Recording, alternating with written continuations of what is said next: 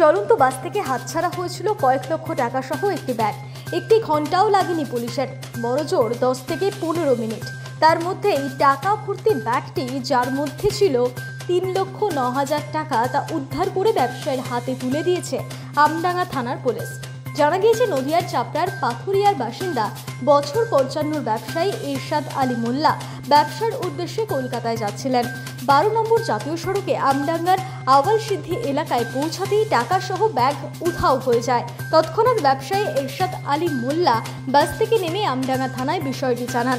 Police তড়িঘড়ি উক্ত বাসে তল্লাশি চালিয়ে জানতে পারে ব্যবসায়ীর টাকার ব্যাগ পরিবর্তন হয়ে গিয়েছে। অন্য একটি ব্যাগ খুলে দেখে তার মধ্যে টাকার বান্ডিল সাজানো রয়েছে।